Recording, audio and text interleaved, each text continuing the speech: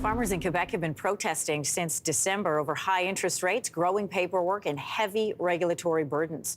Farmers were holding out hope for relief in Quebec's latest budget. The province did announce $380 million in funding over 5 years to support the agricultural sector, but that fell well short of some farmers' expectations. So joining us this morning for more from her farm in Frilsburg, Quebec, is Stephanie Lavasseur. She's the second vice president of the L'Union des Producteurs Agricoles. Good morning and welcome to your morning. Good morning, Anne-Marie. So the budget offered $380 million. Why is that not enough? Those lines are only renewing what was there before, so it's not an increase. And part of that is not even coming to farmers. 16 million of it is going to the education sector to pay for programs to support kids learning about healthy habits and environment, and I'm all for it, but it's not really an agriculture budget. It should be an education budget. 50 million of it is just renewing the programs that have been there for the past 5 years. So it was just time to put the money back in for the next 5. Same for FIRA, which is a venture capital fund that they topped up, so because it was out of money. So it's nothing new under the sun. The other two, the big chunk of it, $264 million, is going to farm property tax credit. So it's actually funding municipalities because the land value is so high that it's impossible for farmers to be able to support it on their own. So there's a farm credit. Farm tax credit. But so, yeah, no new money. What is it that farmers like yourself need then? What's missing from that budget for you?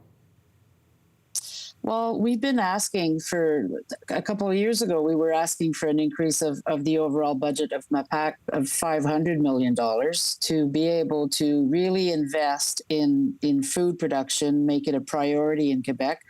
Government has goals of autonomy in that sector, and it needs to have the enough money for its, to reach the goals and meet that ambition. We need more support to accompany farmers in the adaptation to climate change. We are the first victims of it.